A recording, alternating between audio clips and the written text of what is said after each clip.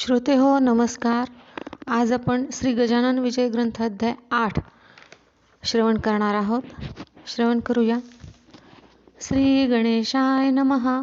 हे वसुदेव देवकी नंदना, हे गोप गोपी मनरंजना, हे दुष्ट दानव मर्दना, श्रीहरी पाव माते, तुझ्या प्राप्तीचे साधन, कर्मादिकांचे अनुष्ठान, पराभक्तीचे सेवन करण्या आहे अपात्र मी.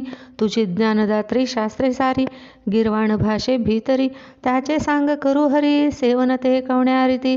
गिरवाणाचा नसे गंध, त्यातून माझी मती मंद, कमलातील मकरंद बेडुकाला मिळतो कसा. अन्नदाने तुझी प्राप्ती, जरी करून घेऊ श्रीपती, तरी धनाचा अभाव निश्चिती, दारिद्र्य पदरी बांधले त्वा. जरी करू मी तीर्थयात्रा, तरी सामर्थ्य नाही माझ्या गात्रा. तशातही अंधत्व आता आले आहे दृष्टी ते, ऐसा सर्व बाजूंनी मीही नदीन चक्रपाणी. दारिद्र्याचे मनीच्या मनी, जाती जिरवून मनोरथ. हे व्यावहारिक दृष्ट्या खरे जरी, परी तुझी कृपा झाल्यावरी, स्वानंदाच्या सागरी हे पोहतर आहे अहोरात्र. तुझ्या कृपेचे महिमान आगळे आहे सर्वाहून, घनाच्या पाण्या लागून दाम देण्याची गरज नसे. मेघांनी आणल्या मनात, तळी विहिरी भरतात, निव्वळ खडकास फुटतात पाट पाण्याचे पांडुरंगा. ऐशा त्यात कृपेचा दासगणू हा भुकेला साचा, घास एखादा तरी त्याचा घाल माझ्या मुखात. तेणे मी तृप्त होईल, अवघ्या सुखाते पावेन, अमृताचा लाभता कण, रोग सारे दूर होती. असो मागील अध्यायी, देशमुख पाटला ठाई, मुक्कामाते दुफळी बाई, येऊन बैसली हे ऐकले. जेथ जेथही नांदे दुफळी, तेथ तेथही करी होळी, अवघ्या सुखाची रांगोळी हिच्या पायी होत असे. क्षयरोग तो शरीराला, वा दुफळी रोग समाजाला, नेतसे यमसदनाला, प्रयत्न पडती लुळे तेथ. असो तळ्याची या काठावर, देशमुखाचा एक महार, करू लागला चरचर या खंडू पाटला पुढे. पाटील गावीचा अधिकारी, पाटील गावीची पांढरी, काही कामावरून खरी, कुरबुर झाली उभयतात. तो असे मर्या महार, देशमुखाचा ज्याला जोर, तो बोलला उणे उत्तर, खंडू पाटला कारणे. पाटील वदला त्यावरी, तुझी रीत ही नाही बरी, गरिबाने पायरी आपली कधी सोडू नये. उणे उत्तरे बोलण्याचा अधिकार आहे देशमुखाचा, तुझ्यासारख्या नकट्याचा नाही हे जाण म्हणी. तरी महार ऐकेना, करू लागला चेष्टा नाना, त्याच्या ऐकोनी भाषणा. पाटील कवळला मानसी, बाचाबाचीचे कारण होते अति क्षुल्लक जाण. कागद ठाण्या लागून पाठवणे होते पाटलाला, तो टप्पा न्यावयासी. सांगितले होते महारासी, की तू असाच जा अकोल्यासी, तहशिलीत टप्पा द्याया हा.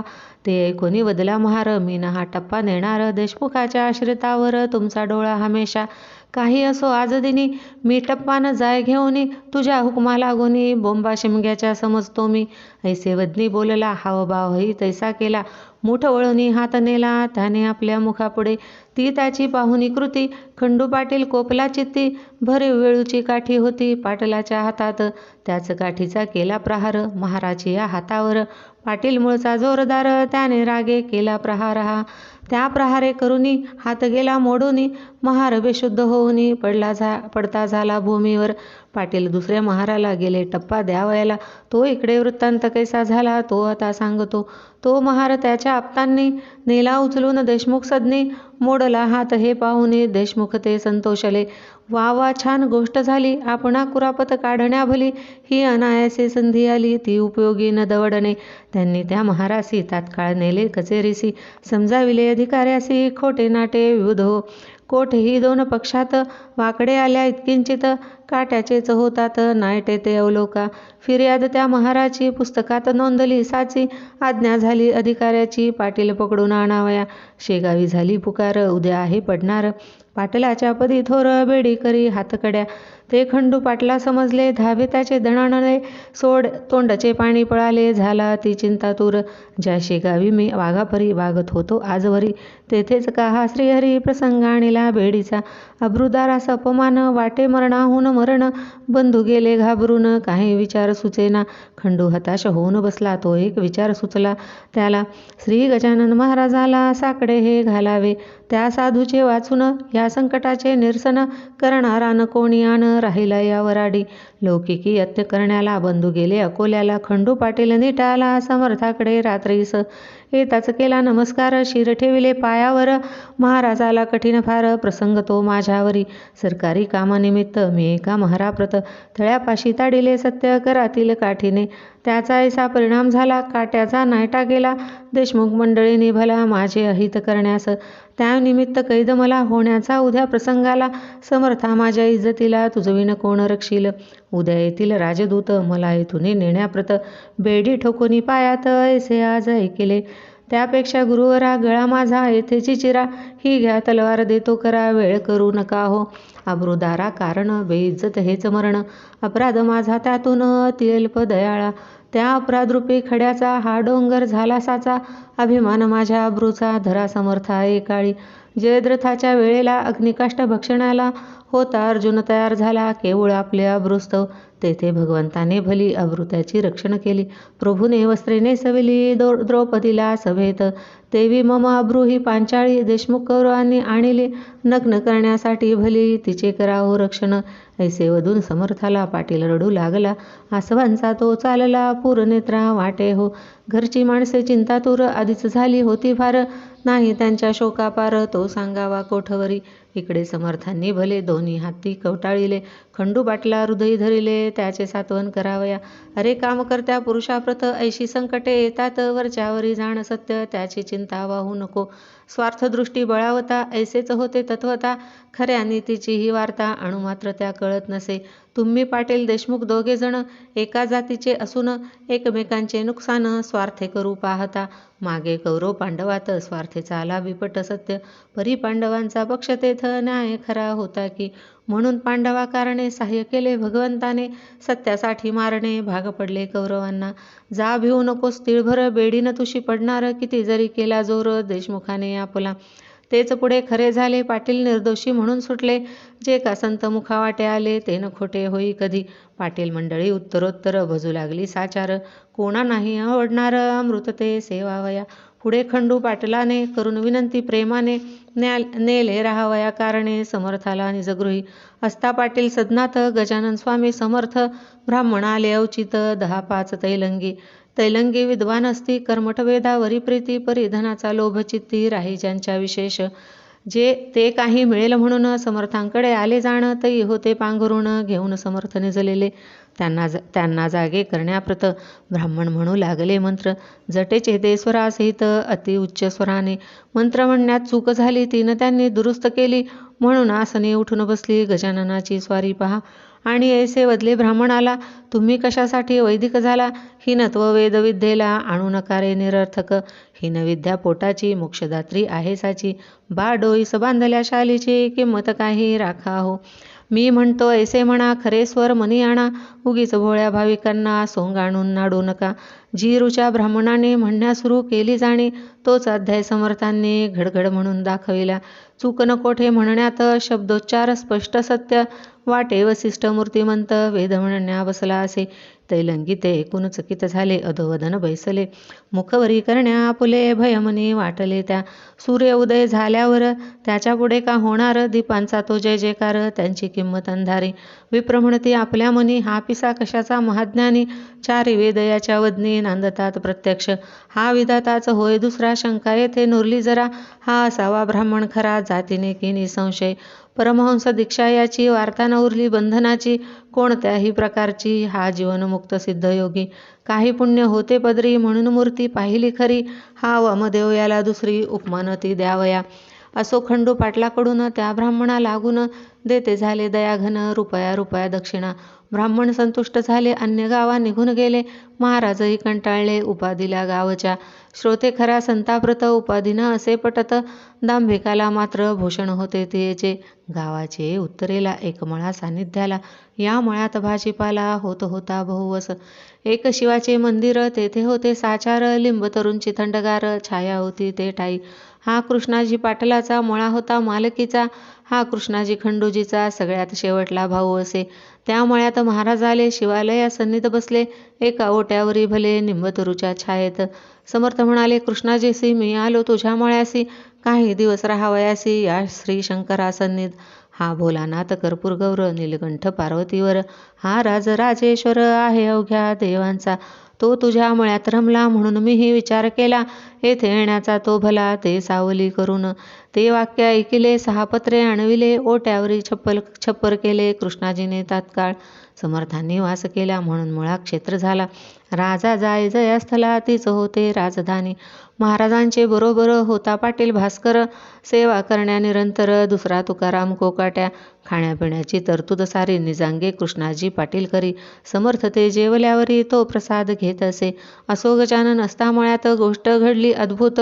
येते झाले फिरत फिरत 10-20 ते गोसावी ते ठाया. समर्थांचा बोलबाला त्यांनी आधीच होता ऐकिला, म्हणून त्यांनी तळ दिला येऊन या मळ्यामध्ये. गोसावी म्हणते पाटलासी, आम्ही आहो तीर्थवासी, जातो रामेश्वरासी भागीरथीला घेऊन. गंगोत्री जमुनोत्री केदार, हिंगलाज गिरनार डाकोर, ऐशी क्षेत्रे अपार पाहिली पायी फिरुनी. ब्रह्मगिरी गोसाव्याचे आम्ही शिष्य आहोसाचे, महाराजही आमुचे आहेत सांप्रत बरोबर. हे महासाधू ब्रह्मगिरी ज्यांचा बंदा गुलाम हरी, ती मूर्ती आली घरी तुझ्या पूर्व भाग्याने. शिरापुरीचे अयाचित आम्हा द्यावे तुम्ही त्वरित, लागे जो ओढण्याप्रत गांजा तोही पुरवावा. 3 दिवस येथे राहू, 4थ्या दिवशी येथून जाऊ, पाटील नका कष्टी होऊ, साधून घ्या ही पर्वणी. तुम्ही पोशिला मळ्यात वेडा पिसा नंगा धूत, मग आम्हा देण्या आयाचित मागे पुढे का पाहता. गाढवासी पोशिती गाईस लाथा मारिती, ते का म्हणावे सन्मती पहा विचार करून. आम्ही गोसावी वैराग्य भरित, जाणतो अवघा वेदांत, मर्जी असल्या मळ्यात या पोथी ऐकावया. कृष्णाजी म्हणे त्यावरी उद्या घालीन शिरापुरी, आज आहेत भाकरी त्याच जाव्या घेऊन. जी तुका गांजा ओढाल ती तुका तेथेच मिळेल, तेथे चालता बोलता कंठ निळ बसला आहे पत्र्यामध्ये. 2 प्रहराची वेळा खरी, घेतल्या चूण भाकरी, मळ्यात येऊन विहिरीवरी बसले गोसावी भोजना. समर्थांच्या समोरी एका छपरा भीतरी, गोसाव्यांनी लाविली खरी आपापली कडासने. त्यांचा जो होता महंत ब्रह्मगिरी नामे सत्त, तो भगवद्गीतेप्रत वाचू लागला अस्तमाने. श्रवणा बैसले गावातूनही काही आले, पोथी ऐकावया भले त्या ब्रह्मगिरी गोसाव्याची. नैनम छिंदंती हा श्लोक निरूपणाचा होता देक, ब्रह्मगिरी पक्का दांभिक स्वानुभवाचा लेश नसे. निरूपण त्याचे ऐकले गावकऱ्यास नाही पटले, ते आपसात बोलू लागले हा नुसता शब्दच्छल. सारे पोथी ऐकल्यावर येऊन बैसले पत्र्या भीतरी, गजाननाच्या समोरी संत दर्शन घ्यावया. लोक म्हणती छपराला निरूपणाचा भाग झाला, येथे पत्र्यास बैसला स्वानुभवाचा पुरुष हा. तेथे ऐकिला इतिहास, येथे पाहिला प्रत्यक्ष पुरुष. या भाषणे गोसाव्यास राग आला काहीसा. अवघे गोसाई गांजा प्याया बसले होते, घेऊन या त्या पत्र्याची ठाया. चालली चिलीम गांजाची, पत्र्यात पलंगाच्या वरी बसली होती समर्थ स्वारी. चिलीम भरून वरच्यावरी प्याया देई भास्कर, त्या चिलमीच्या विस्तवाची ठिणगी पलंगी पडली साची. ती पडताना कोणाची दृष्टी न गेली तिच्यावर. काही वेळ गेल्यावर निघू लागला धूर, पलंग पेटला अखेर एकदम चहू बाजूंनी. तो प्रकार पाहता भास्कर बोले सद्गुरुनाथा, पलंग सोडा शीघ्र आता या खाली उतरून. लाकडे ही पलंगाची आहेत की सागाची, तीन आता विजयाची पाण्या वाचून दयाळा. तई समर्थ बोलले वाचे भास्करा, अग्नी विझवण्याचे कारण नाही तुला साचे, जलमुळीचा आणू नको. अहो महाराज ब्रह्मगिरी या बैसा पलंगावरी, तुम्हा हे अवगत खरी भगवद्गीता साकल्ले. त्यांच्या परीक्षेची वेळ आणली हरीने तत्काळ, ब्रह्मन जाळी अनळ याचा प्रत्यय दाखवा. नैनम छिंदंती श्लोकावर व्याख्यान केले 1 प्रहर, आता कामानिता दर या पलंगी बसण्याचा. जा जा भास्करा लवकरी, ब्रह्मगिरीला करी धरी, आणून बसवी अत्यादरी या जळत्या पलंगावर. ऐशी आज्ञा होता क्षणी भास्कर गेला धावोनी, ब्रह्मगिरीचा सव्य पाणी धरिला त्याने निज करे. भास्कराचे शरीर धिप्पाड सशक्त पिळदार, तो गोसावी त्याच्या समोर शोभू लागला घुंगरडे. पलंग पेटला चौफेर, ज्वाळा निघू लागल्या थोर.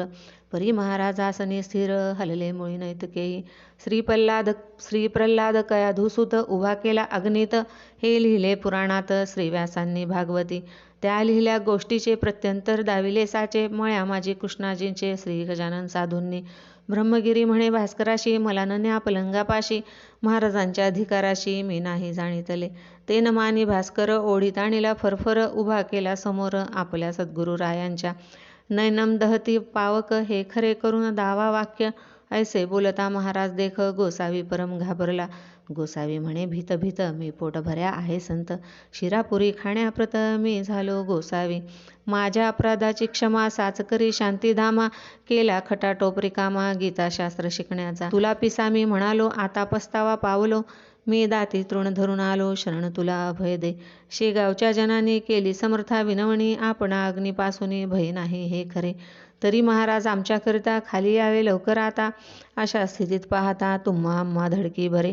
म्हणून आमच्यासाठी उतरा खाली ज्ञानजटी. गोसाई झाला हिंपोटी तो न काही बोलला. लोकविनंतीस द्यायामान खाली उतरले गजानन. तो पलंग पडलाच कोसळून एक पळही न लागले त्या. अवघाच होता जळला तो भाग शेष उरला. तो लोकांनी विझविला साक्ष दावण्या इतरांसी. ब्रह्मगिरी पायी लागला निराभिमान अवघा झाला. स्पर्श होता गंगाजला मुलकोठुनी राही तेथ. मग मध्यरात्रीच्या समयाला ब्रह्मगिरीस बोध केला.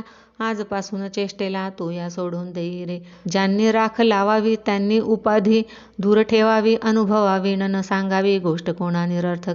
नुसते शब्द पांडित्य माजले जगी अतोनात. तेणेच आहे झाला घात आपल्या या संस्कृतीचा. गोसावी मच्छिंद्र जालंधर गोरख गहिनी साचार. ज्ञानेश्वरांचा अधिकार किती म्हणून सांगावा. स्वानुभवाचे झाले यती श्रीशंकराचार्य निश्चिती. प्रपंची राहून ब्रह्मस्थिती अनुभवली एकनाथांनी. स्वामी समर्थ ब्रह्मचारी हेही ब्रह्म साक्षात्कारी. होऊन गेले भूमीवरी यांची चरित्रे आणि मना. उगीच खाया शिरापुरी भटको नको भूमीवरी. सारन तया माझारी तुलेही कवसणार. ऐसा बोध ऐकिला ब्रह्मगिरी विरक्त झाला. प्रातःकाळीच उठून गेला कोणा न भेटता शिष्यांसह. ही गोष्ट दुसऱ्या दिवशी कळली अवघ्या गावासी.